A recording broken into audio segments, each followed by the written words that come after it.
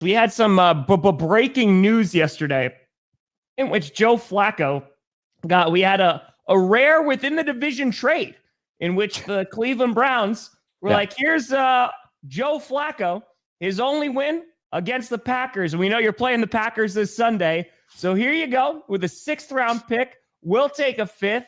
And Joe Flacco behind that offensive line, good luck. I kind of just want Flacco to get traded to every team playing the Packers this year. That's how I think they should play. If the Bengals win on Sunday, I don't know if I'm going to survive the rest of the season. I'm going to be very honest with you. Yeah. I'm already running on fumes after these past 2 days.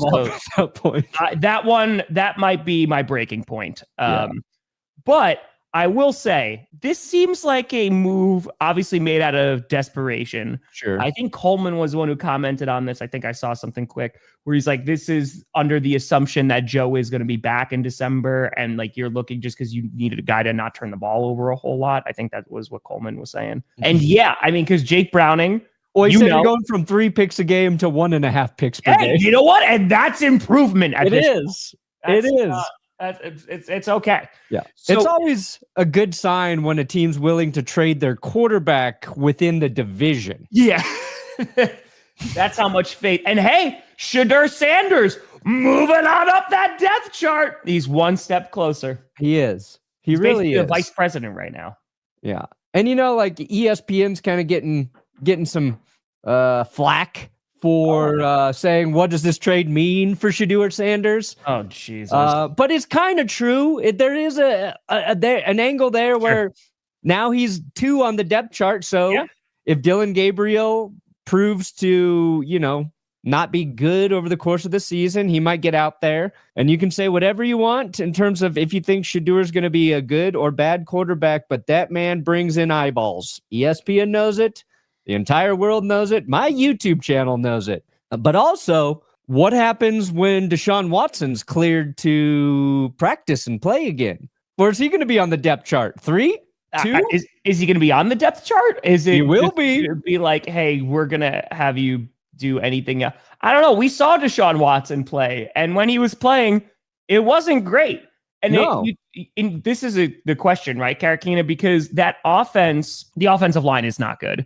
And I think one of probably the most disappointing thing, obviously Joe Burrow getting hurt completely throws their entire offense out of whack. But I think the most disappointing thing is how bad their offensive line is, which makes them not able to run. Like Chase Brown not having the kind of season that many people were expecting.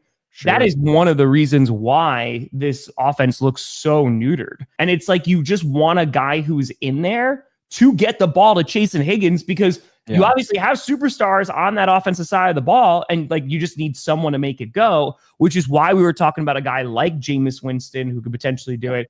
But now Flacco, you're going to bring that veteran leadership in there. He's probably not going to turn the ball over as much as Jake Browning is going to, but we'll see.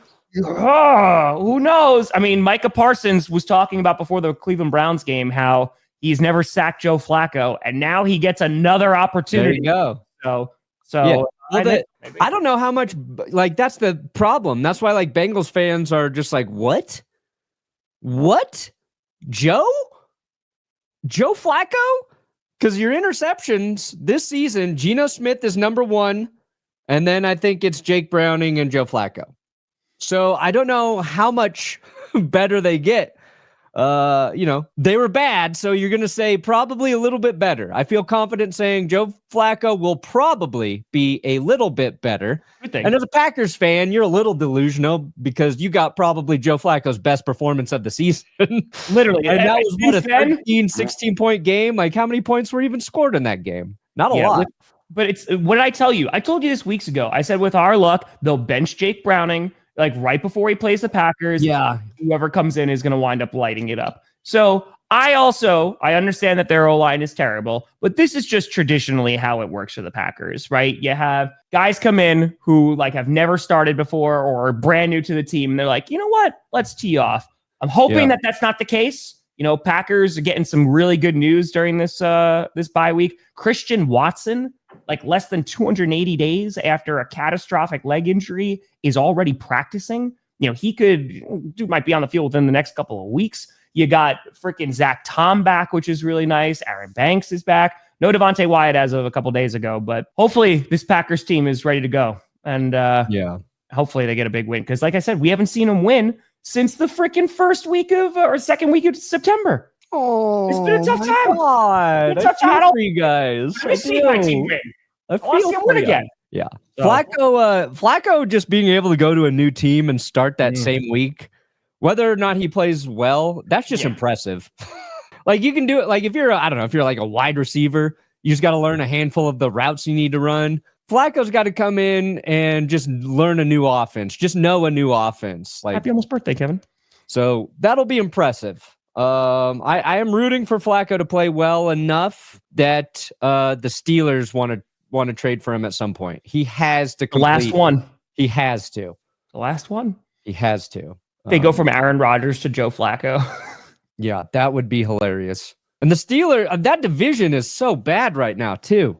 It's insane.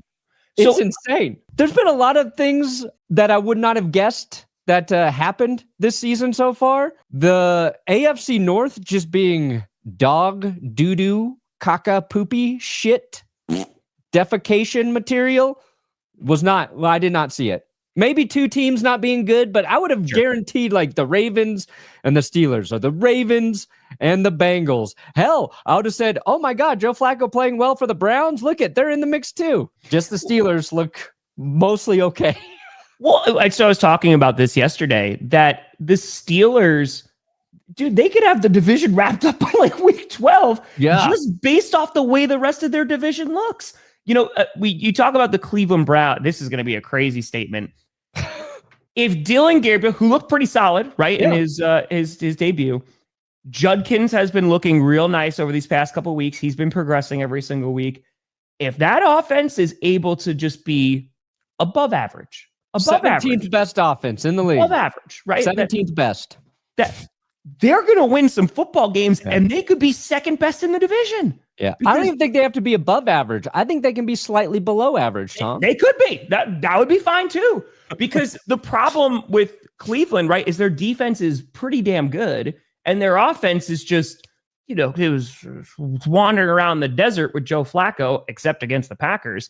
And now to actually have like some youth in there and Dillon Gabriel, like as he hopefully progresses as the weeks go on. Yeah, the Ravens, you're going to hope they get healthier, right? I know Lamar Jackson, he might not play on Sunday again, but they're just a mess. Yeah, and like obviously they have a ton of injuries right now. You know, they're similar to the 49ers in that vein of they're just a beat up football team. And Lamar Jackson is like the thing that makes that entire offense go at this time, because they're just not handing the ball to Derrick Henry. And yeah, they're a complete disaster. The Bengals, we'll see how Joe Flacco does, but you know, they are not looking great. And the Steelers are just like, yeah, we're fine. You know, we ran the ball last time we saw them. They obviously had the bye week. They saw every single team in their division lose. Just from process of elimination, they might wind up winning the AFC North, which is honestly hysterical. And I mean, the Ravens traded Odafe Owe yesterday. They did trade Owe to the Chargers. Nobody even realized they traded Odafe Owe to the Chargers, and the Chargers sent Alohi Gilman to Baltimore, right? So that also happened. Secondary help. It's also because we were talking about, this was in the rundown, the original title, of just like there's probably going to be some more NFL trades. And a reminder too, because this changed before last season, that the trade deadline is no longer week 8, it's week 9. So they have a little extra time. And yeah, you might start to see as we head into week 6, you know, with only a few weeks left before that trade deadline ends, maybe some teams are going to start shifting some things around and, you know, trying to be competitive. And the Bengals, this move just feels like they are treading water, and they're like, hey, if we can just be good enough until Joe Burrow comes back. But I gotta be honest with you, man, they're going to be out of it by then. I think that their odds of staying in, because you know what, this is going to sound crazy. If it was the other way around, right, and Joe Flacco was being traded to the Cleveland Browns, let's say he wasn't there, in a move to be like, hey, we got a good defense, we have a decent run game going on, we just need a quarterback, you know, to wait until we get our guy back. They don't have that yet, but that would make more sense, because it would be like, okay, they have a team around him. right now, like you have the wide receivers who are incredible, for Cincinnati. Their defense is okay. And then their O-line is hot poo-poo garbage and they have no run game. Yeah. So the Bengals defense is not good. It feels like they are just, hey guys, we had a strainer in to get the water out of the boat. Now we got a ladle. All right, it's better. The hole is now the entire middle of the boat, but we got that ladle now. Here's the upgrade for Flacco, Tom. That's true. Joe Flacco's going from the 3rd worst pass blocking unit in the NFL right now to the 4th worst. Hey, that's a little better. It's something. Now, is the Browns pass blocking unit going to look a little bit better without Flacco? That's a question. Because you have a little bit more of mobility, right? With Dylan Gabriel. I watched Flacco suck in the pocket with the Broncos. We thought his career was over, and we talked about it before this trade. He is making money off of that 6 or 8 game stretch with Cleveland still, and I love it. I love it for Joe. If I was a Bengals fan, I would just be like, I think I'm done watching until Joe comes back. Yeah. I would give a pass. Yeah. Yeah. And then monkey paw curls and they go, okay, here you go. Yeah. Here's Joe Flacco. You didn't say which Joe.